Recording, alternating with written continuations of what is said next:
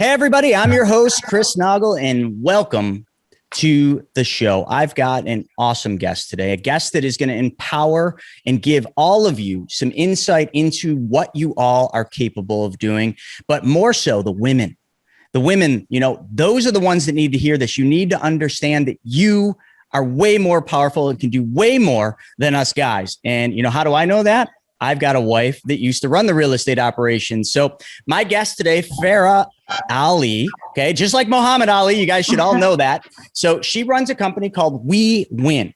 Notice in the key words in her company name, we, not I win, not Farrah wins, it's we win. I want you to remember that. So before we get into Farrah's story, let me talk a little bit about all of you. And let me talk about your journey to becoming a rebel banker. That journey is going to be filled with you seeking out knowledge and trying to learn as much as you can. But let me be very clear about something.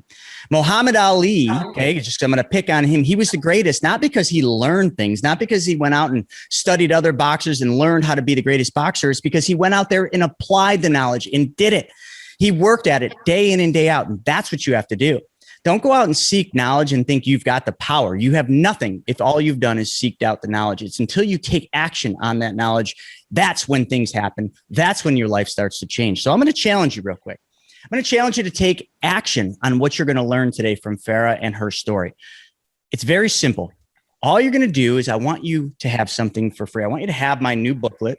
Okay. This new booklet teaches you how to get all the money back for every single car you will ever buy, drive, and own. It's called Drifting Away from Traditional Car Buying, because the way you buy cars is a trap. This will set you free. If you want this book for free, all you do is you go to chrisnoggle.com and scroll one index finger down and click on book. You get the free book. You can't miss where it is. And that is you not just getting knowledge, it's you taking action on it. And then read the darn book. That might help you quite a bit. But that's how you take action, folks. It's that simple. If you do a little bit each day, you start to build habits and you start to build patterns. And those patterns will carry through just like dominoes. The first one goes down and it builds velocity and momentum. And that's your life. And that was Farrah's life too. So Farrah, welcome to the show. Thanks for having me, Chris. Absolutely. Tell the audience a little bit about your business, We Win, and what you do today. Sure. So I am a real estate investor, and I started We Win with a friend of mine. She's a really good friend of mine, actually. So her and I were part of the same real estate group, and we saw a lot of women doing well in real estate investing, actually more so than the men in our group. And so we were like, hey, there's other women that we need to reach out to, because some of the other people that I would talk to outside of, our real estate bubble, like, oh, how do you do it? I'm scared. They would feel intimidated. So we're like, hey, my friend Gina, we're like, let's start something where women, it'll be smaller setting and women can start, they won't feel so intimidated. And it's just all us women. So what we did was we started hosting free meetings, and we still do it like once a month. We started doing them in person first because this was pre-COVID, but after COVID, we've been doing them virtually. And so we saw a very positive response, and a lot of women liked what we were doing. So what we did was we kind of just helped them follow the exact path that we did and how we were successful into real estate investing. So we co-founded that, and that's been around for about a couple of years now, and it's doing really, really well. I know, you came from the insurance industry. So you spent about 20 years in the insurance industry. And most people that, start in the insurance industry never really leave it, because it's a great industry. You can make a lot of money, and it's a honest and ethical industry for most people. So some reason you kind of bridged the gap, and you moved from that industry, that nice, stable, cushy industry of insurance, and you moved over into the crazy world of real estate, where nothing is normal, nothing makes sense, nothing is ever easy, and nothing is ever just consistent and solid. Why? Well, you're absolutely right. I was in insurance for a while, but the reason why I had to, it was kind of a personal situation that I had. So what happened was I was separated in 2009. And when I got separated, I had to leave pretty much. It was my decision, but I left with the kids. And when I left, I had to walk into an empty home. I didn't have any furniture, I had like nothing. So I had to build from scratch. And the one thing I knew is that I knew that I wasn't going to get child support because, my ex at the time, my husband wasn't working. So I'm like, okay, I have these two kids who are, 7 and 9 years old. How am I going to support them by myself? Now, I did have the insurance job, which was a good job, but that was enough for the day-to-day expenses. As they get older, how am I going to cover everything else that comes with it? Because the one thing that I knew is that did not want them to feel like they were, they couldn't do any after school activities and vacations and all the nice things that families do. So I'm like, what do I do? So I started researching online and, how to make more money, how to create wealth. And mostly everything that I researched went into, but it was all about real estate investing. That's what I noticed. So I'm like, okay, let me see what this is all about. And the very first book I read was Rich Dad Poor Dad. And classic. Yes, it is. It's a great beginner book. It got me in the right mindset. I understood. I loved it. So the one thing that they do suggest that you do is go to your local real estate meetup group. And I was like, okay, I'm going to go to this meetup group, and I'm like, who do I take with? Because I don't want to go in, by myself. Like I was in that position too, where I felt intimidated at one point. Right. So reflecting back, that's why we created the WE WIN. So I'm like, who do I take? And I had a friend that was like, hey, I'm going to go with you. I'm like, okay, cool. And then she ended up canceling last minute. So now I'm like, okay, do I go or do I just go another time? And I'm like, you know what? I'm just going to do this. I'm just going to walk in. And I walk in and there's a bunch of men there and, a few women here and there, but I'm like, okay, I'm here to learn. And from there, I ended up going to a different seminar. It was like a 3-day seminar. And I actually was blown away by that seminar because I learned so much information about real estate investing and things that I didn't even realize I could do. Like I didn't realize that you didn't need that kind of money to invest in. I always thought you needed like 20% down. And when I learned that, I'm like, wow, I can do this. So I got a mentor and took classes and that's how I got into real estate investing. So to answer your question, I put myself in a situation where I had no choice. I had to perform. And I think that maybe if I was comfortable in life, I'm not sure. I think everything happens for a reason, but yeah, it was one of those situations where I had to figure it out. It's interesting too, because, if I asked every single real estate investor, like where they started or what was the first book they read, they always say Rich Dad, Poor Dad. It's just like a staple in real estate investing. Yeah. And I think you're right. It is all about that mindset. You were scared to go to this meeting, so you're going to bring somebody. That person bailed out because, hey, maybe their mindset was broken and yours wasn't, but you still committed to going. And then you went to this 3-day event and, I'll never forget the first 3-day event I went to. It was life-changing. And very much like what you just said, where you're sitting there and maybe you were in the back or the front, doesn't matter. And all of a sudden they start talking about the money part. And a lot of false belief when it comes to real estate is that you have to have a bunch of resources. You have to have access to money through your family or your bank account. You got to have all this money to do it because we've only seen the traditional side of buying a house. And yeah, you got to come up with 20% down. So you're thinking, oh, well, that's going to suck. If I'm going to do one house, I got to have $100,000. I just don't have that. So I guess I can't do real estate. But then what you saw at that 3 days, you saw that it's not about your actual resources that you have. It's about how resourceful you can be. And you probably learned about other people's money and hard money lending and all that stuff. And all of a sudden you're like, wait a second, that's how they're doing this. It was just that one little switch that goes off in your head. And all of a sudden now you go from, I don't think I can do this to, I know I can do this. And then you got a mentor, which is very important because you were not just willing to invest your time, go into that 3-day and go into that RIA. Now, all of a sudden you were investing your money. And once you invest your time and your money, you fall right in line with what the successful do. And that is invest time and money. So as you got into real estate, I'm sure it wasn't just this smooth, perfect pathway right to success and, to building wealth. Like, talk a little bit about what was your first deal like? So my first deal, actually, I think I had beginner's luck. And it was a deal that I saw on auction. It was coming up and it happened to be coming up on my birthday. I'm like, I really got to get this, So I was determined. Now I couldn't go inside the house because it was an auction property and sometimes those properties are not vacant, right? They're occupied. So what we did was I did the whole, analysis and the numbers. And I'm like, okay, I know, what the offer price needs to be. But I went to the house, kind of peeked in the windows. I could kind of tell from the outside what the rehab was going to be, but inside, was kind of estimating. And it was nice because I had my mentor to kind of like, back me up and make sure that there was a good estimate to the rehab just by looking in the windows. And so did that. And that was the very first property that I got. And I bought it for, I want to say 75,000, put 18 into it, and it appraised for 146. Wow. So yeah, it was great cash flow. I rented it out. It was a solid area, something that I had researched. I usually invest in what we call B and C pockets. So it was a strong B area, and I still have that property today. And it's been 7 years, almost 7 years since I've had that property, and I have the same tenant in there. Wow. Yeah. So it was a great deal. The second property that I got happened 9 months later. So those 9 months, I was so frustrated because I'm like thinking that it's so easy to get properties, because my very first one, like, oh, this wasn't so bad. But the second one, like, I kept making offers and somebody else would beat me to it.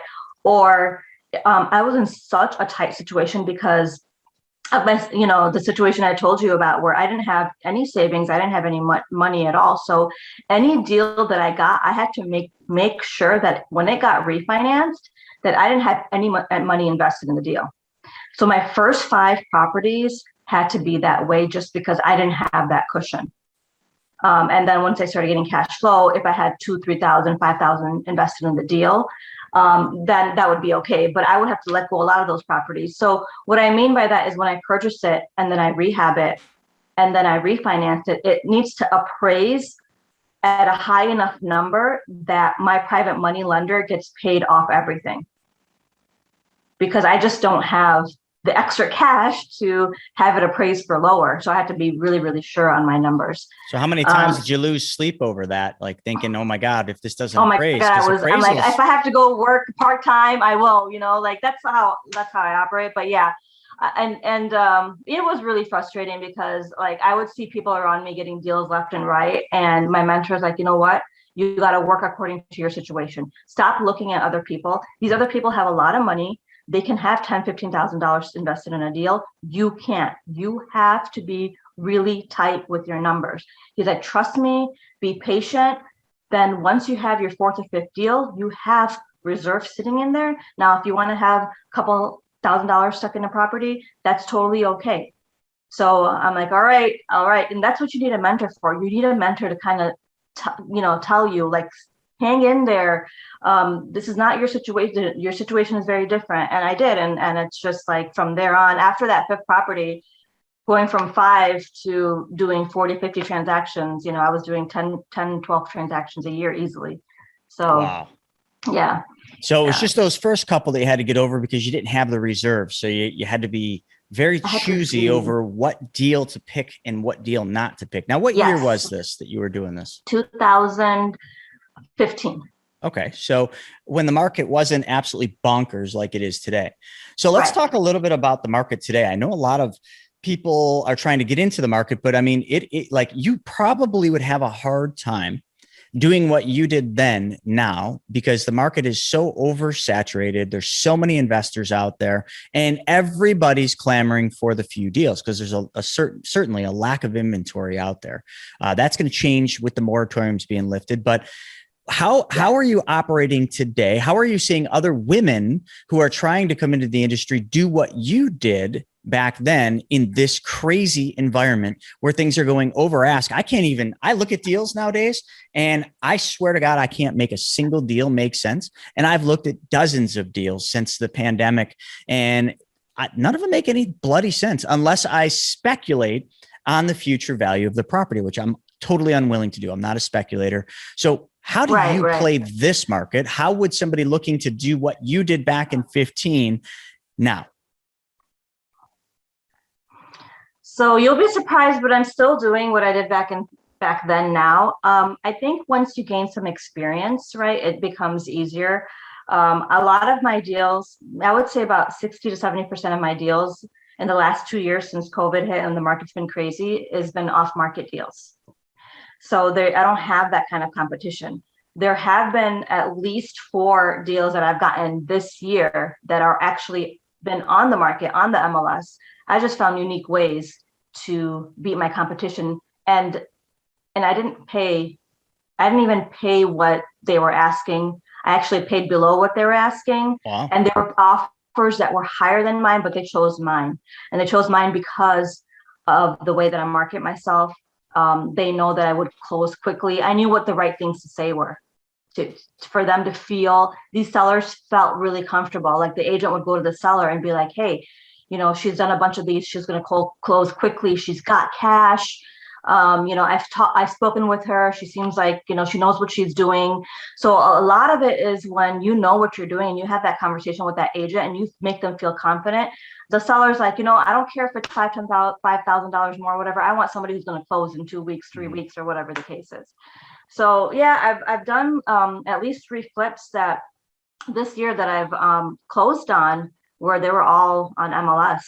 So and I know a lot of people who are still doing deals. I mean, I'm investing in the Chicago market. I'm going to be moving into the Tampa market soon.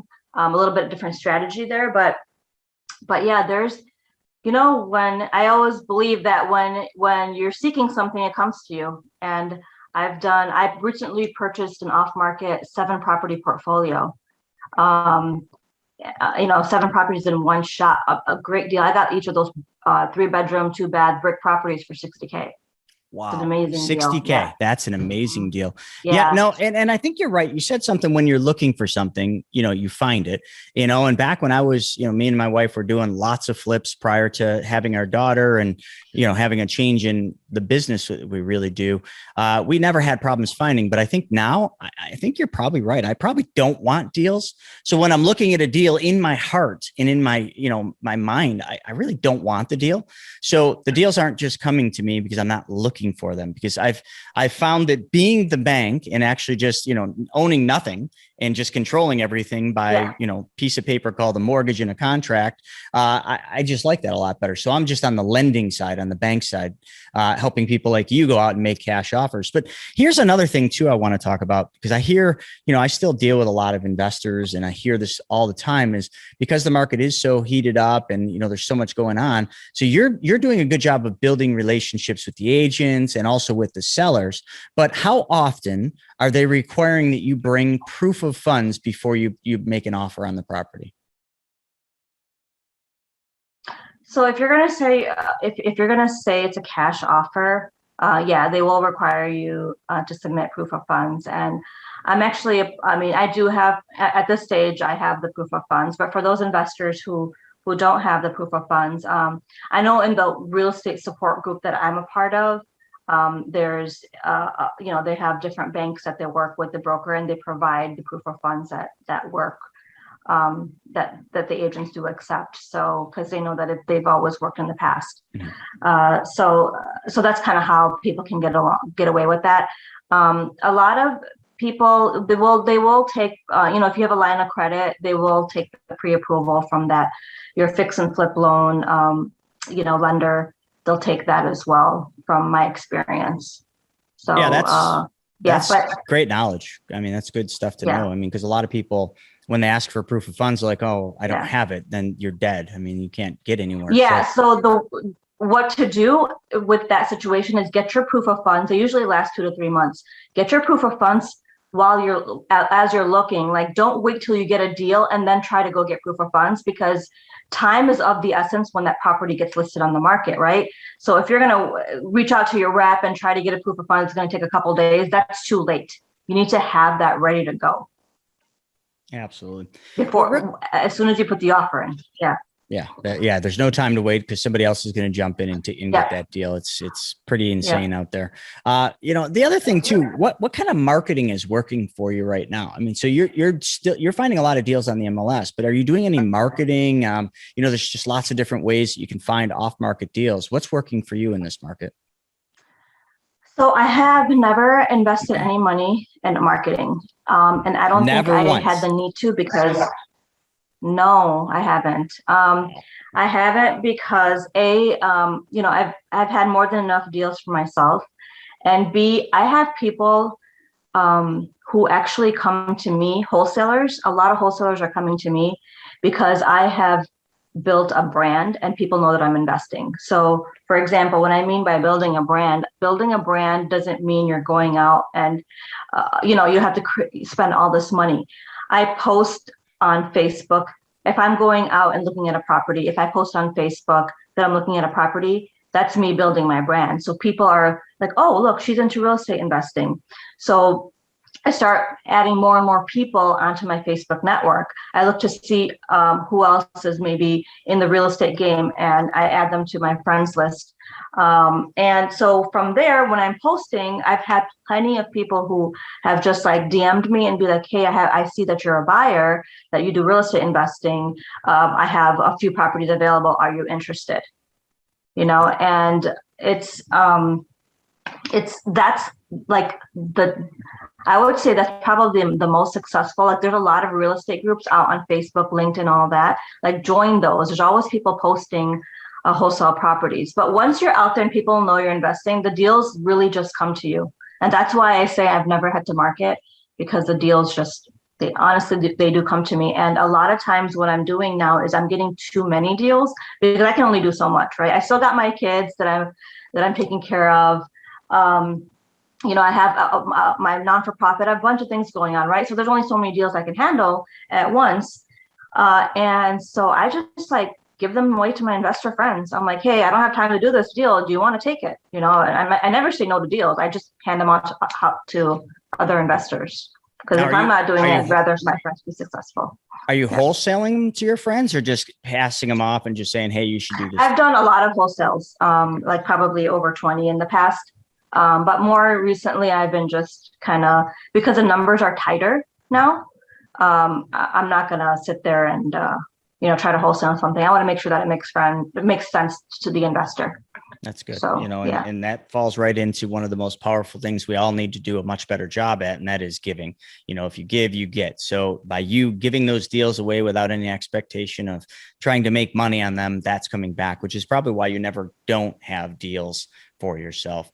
Let's talk a little bit about the book. You authored a best-selling book called Diaries of a Female Real Estate Investor. What inspired you to write a book? And let's just talk a little bit about that experience. A lot of people talk about writing books, but they never get it off the ground. Yeah, so I think that what inspired me to write the book was I always had people asking me like, hey, how did you do it with no money? Because they knew my situation. How did you do it being a single mom? You have kids. How did you find the time? You work full time. How did you do it working full time? Like all of those questions, right? And I always felt like, I would give them answers, but they were like 5-10 minute answers, right? And I felt like I was never doing any real justice to these people because I need to give them the entire picture, right? So I'm like, I'm gonna write this all in a book because I think people need to know behind the scenes what goes on as well, and I'm not trying to paint this rosy picture about real estate investing. I mean, the rewards are great, but you have to work hard at it, and you have to work hard at it for a while, and then after that it just becomes easier and easier, and then you figure out how to delegate, and then your time is spent in acquiring and not looking at your rehab, or not going to the village and paying a water bill or something like that stuff. You can delegate, but it's a process. You have to build up to that. And so it was hard. So I thought, what, let me put it in a book, and that way it'll answer everybody's questions. So the book Diaries of a Female Real Estate Investor, it talks about my personal journey and kind of how, when I got separated and what situation I was in and what I was feeling and what I was going through, but then also goes through the entire journey of acquiring my first property, my second property. And then it has 5 case studies in there because I wanted to make it educational as well. So I have my case studies that have the purchase price, the rehab amount, what it appraised for, what I rent it for. I have pictures of the houses so people can see. It's like real information, so that they can start understanding the numbers. So it's kind of like getting you into the right mindset, understanding the numbers, what you can expect, and then situations in my life that came. For example, I had a time in 2016, I had just gotten my 3rd or 4th house, and I got let go from work. And that was not enough at the time to sustain me at all. So how I went through that entire thing. And these are things that we all go through in our life, and how I stuck through it and continued to move forward. So I wrote it hoping that people can learn and be inspired and motivated. Well, I'm sure it's an inspiring book. And just to add to that, I actually had COVID in December 2020. And that's when I had 2 weeks to focus and finish my book. I can so relate. Even that was a blessing. I can totally relate. I know a thing or two about that, having just, gotten over COVID. And yes, that two-week window where it's like, all right, well, I'm pretty bored. What do I do? And you just decided to start writing a book, which is awesome. Yeah. Just awesome.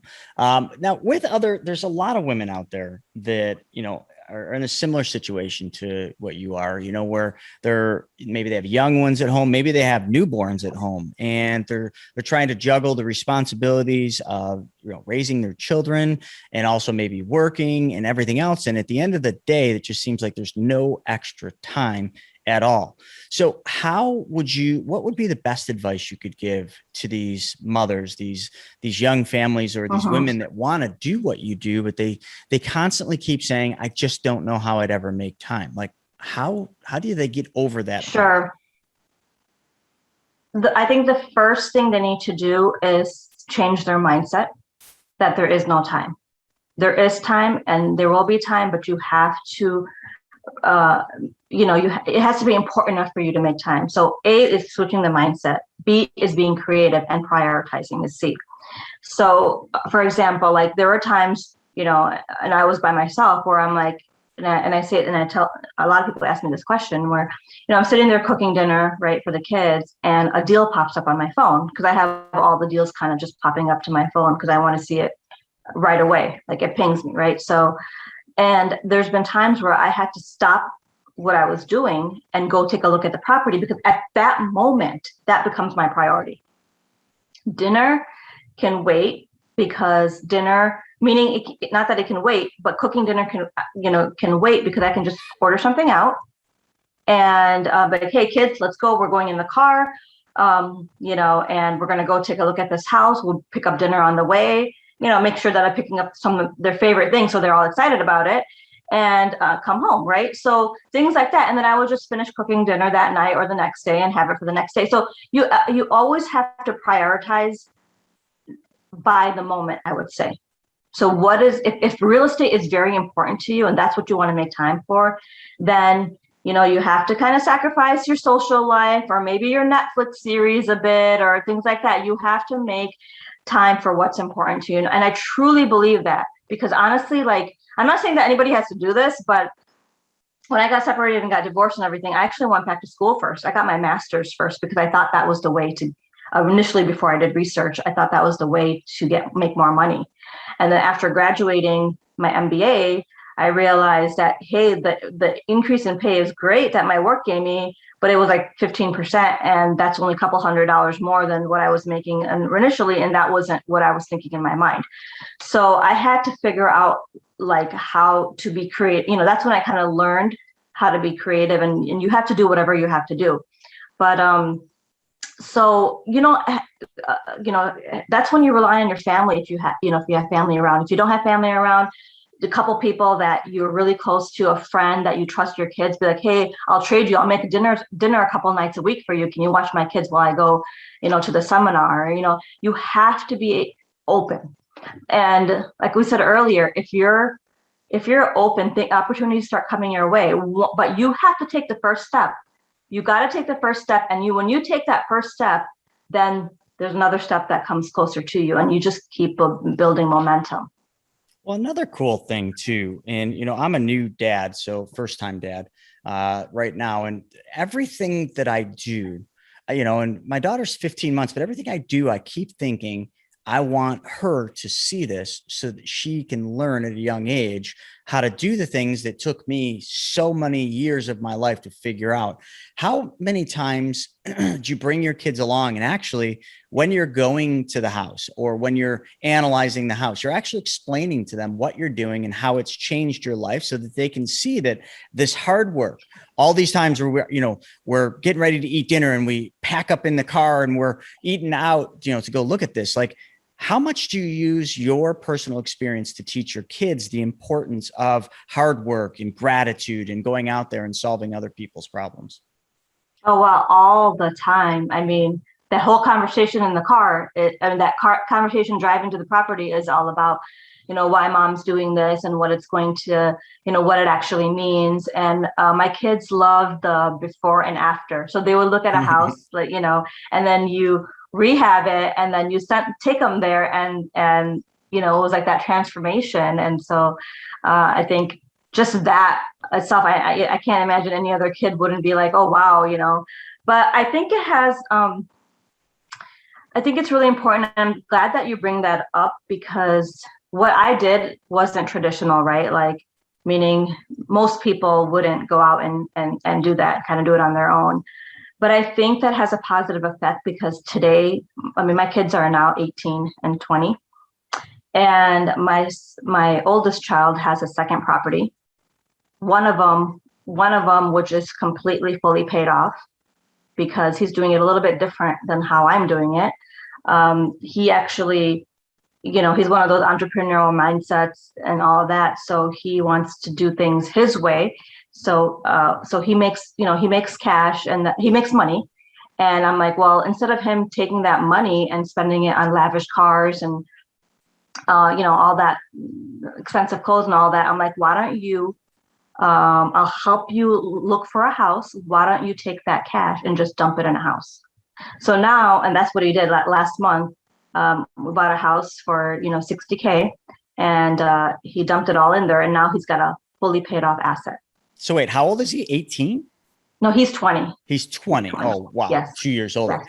But he's 20 years old, and he had $60,000 saved to buy this house? Yeah, he does some stuff with wow. Servers, and he makes pretty good money there. So but most 20-year-olds would blow all that money. They'd make a lot of money, and they would just blow it. But you know what, though, that's the difference, is because those conversations, that you have and what they see you doing, he realized the value of real estate and how that asset can, you have that for life if you want to, and that'll bring you the cash flow. Because what he wants to do is, his first goal is to have 5 fully paid off properties. And that way he's like, at least if I have 5 fully paid off properties, I know I'm getting $5,000 every month. At least I know that I'm not going to go hungry, and I have a place to stay. So that's his first. Then he'll have his second set of milestone goals. But he's not doing it the way I'm doing it. Because he doesn't have a W-2. He's on a 10. He's working for himself. So it's not like it would be easy for him to refi. So he's doing his own way, which I'm totally cool with, because I'd rather have fully paid off properties too. I couldn't do it that way, but he's doing it that way. So that's awesome for him. Yeah. And that's the beauty of real estate. You can kind of create whatever you want out of real estate. I mean, I like that model. It's not my model. It's not your model, but hey, he's got a good point. Like, if he has 5, it's $5,000 he's got coming in, and he doesn't owe anyone anything on that. So it's all his, which, a lot of people find comfort in that. Other people find comfort in actually using other people's money and leveraging the property and the asset to actually be able to scale faster. But there's problems with scaling. There's problems with each model. It's just, you got to pick the model that works best for you, your lifestyle, and your family. And I love that you've done that.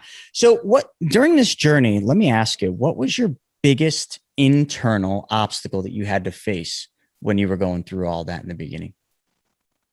My internal obstacle was being afraid of failing as a parent. Oh, And I think that's because, you always hear people saying, oh, you need to spend, a ton of time with your kids. And, their father wasn't in the picture much at all. He'd probably see them once every couple of months. So I was kind of really, doing this a lot by myself. So I was always worried, like, even going back to school, like, am I spending enough time with them? With this whole real estate thing, like the extra time, some of that extra time was being spent there. Obviously the rest of it would be with the kids. But, now today, in hindsight, looking back, I don't think it was such a bad thing, because I think it taught them some other skills. They also saw their mom working really hard. I think they value and appreciate that. So as a parent, like, now I realize that, I did the best I could do with whatever I had. And that's what I tell myself, because that's what I really believe, and whatever happens after that is not in my control. No, I But think that's yeah, a great way to say it. And I think a lot of mothers beat themselves up, that they're not, being the best mom they can, and they're not raising their kids the best way, and life and business and work get in the way of time you should be spending with them. But, in how you did it, you took them on the journey with you. And look, I mean, now your 20-year-old is right on his way doing the same thing you did, although different. He's following his path, and he's creating his financial future the way he wants to. That probably wouldn't have been the case if he wasn't able to see you struggling and going through all these things and doing that. So, I think a lot of parents beat themselves up a lot, yeah, and I'm sure I will as well, being a first time dad, it's just like you want to make sure you don't miss anything. I mean, she's 15 months and I'm already thinking, oh my God, I got to teach her about God. I got to teach her about this. You go through all these steps of the things. I got to make sure that she knows how to do this. But if you just stop focusing on what you might forget to do or what you might not do, and just allow them to go on the journey with you and see life actually just do what it's going to do, and that journey unfold into, your future that you're living now, that's more powerful than anything else you could have done. Yeah. I realized that subconsciously kids pick up a lot, so you have to lead so you have to lead by example. And if you're leading, so how you're living your own life is the biggest, I think, how you could teach your kids, because they are constantly watching you, whether you know it or not, consciously and subconsciously.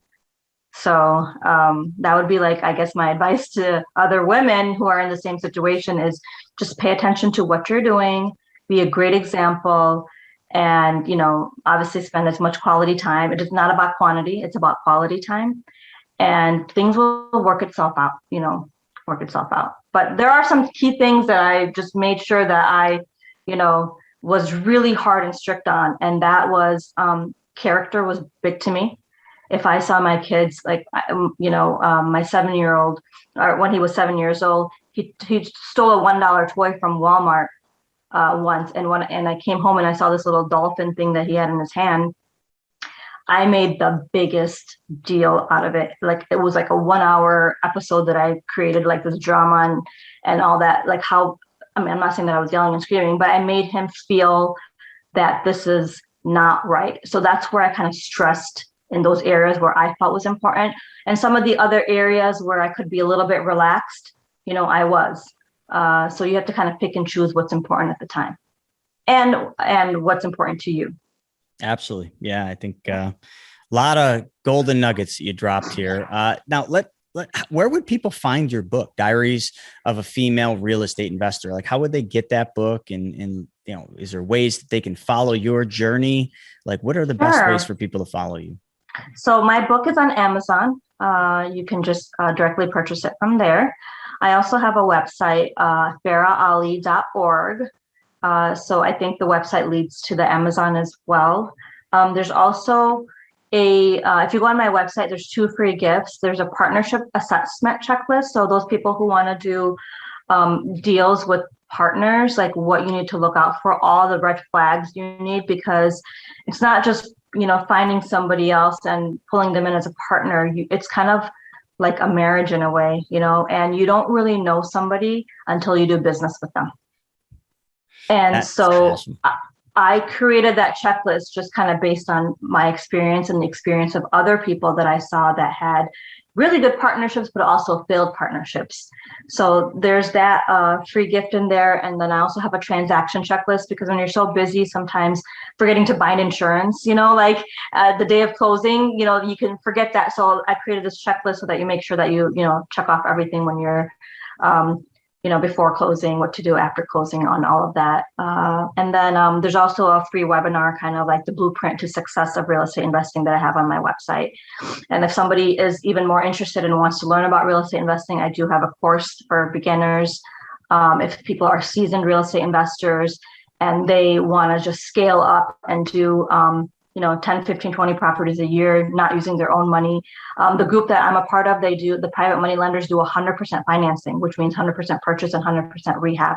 So that's how people like me got started, because I didn't have the money to put down or to bring to the table. So we have a variety of lenders who do 100%, as long as the deal makes sense. So if people want to scale up, they can just email me and I can give them information to the 3-day event that I went to as well. And my email is rei@farrahali.org.